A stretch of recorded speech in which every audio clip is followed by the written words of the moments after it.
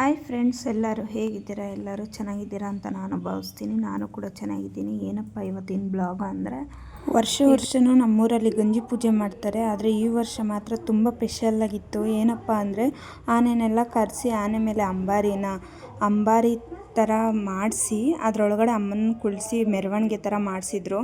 ಆದರೆ ತುಂಬಾ ಚೆನ್ನಾಗಿತ್ತು ಈ ವರ್ಷ ಮಾತ್ರ. ಅಂದ್ಕೊಂಡೇ ಇರಲಿಲ್ಲ ಈ ಥರ ಎಲ್ಲ ಮಾಡ್ತಾರೆ ಅಂತ. ಆದರೆ ಒಂದೇ ಒಂದು ಬೇಜಾರು ಏನಪ್ಪ ಅಂದರೆ, ತುಂಬ ಮಳೆ ಅಂದರೆ ಮಳೆ ಫ್ರೆಂಡ್ಸ್. ಹಾಗೆ ನಮ್ಮ ಮನೆ ಹತ್ರ ಕಟ್ಟಾಕಿದ್ರು ಮುಂದೆಗಡೆ ನೋಡಿ. ಆ ಥರ ಅಂಬಾರಿ ಮೇಲೆ ಅಮ್ಮನವ್ರನ್ನ ವಿಗ್ರಹ ಮಾಡಿಸಿ ಇಟ್ಟಿದ್ರು. ಪ್ರೋಗ್ರಾಮ್ ಎಲ್ಲ ಚೆನ್ನಾಗಿತ್ತು.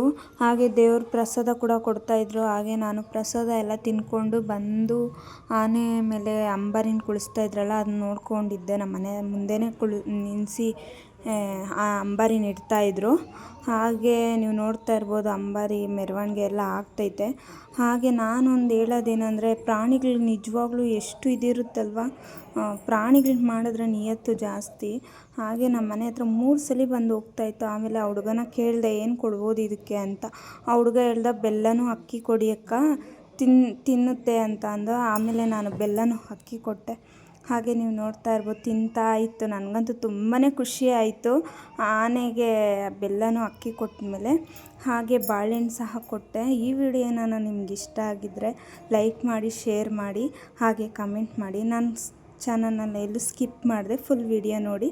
ನೆಕ್ಸ್ಟ್ ಬ್ಲಾಗೊಂದಿಗೆ ಸಿಗ್ತೀನಿ. ಅಲ್ಲಿವರೆಗೂ ಕಾಯ್ತಾ ಇರಿ. ಲವ್ ಯು ಆಲ್, ಬಾಯ್ ಬಾಯ್. ಆದರೆ ಲೇಟಾಗಿ ಬಿಟ್ಟಿದ್ದೀನಿ ಈ ವಿಡಿಯೋ, ಸಾರಿ ಫ್ರೆಂಡ್ಸ್.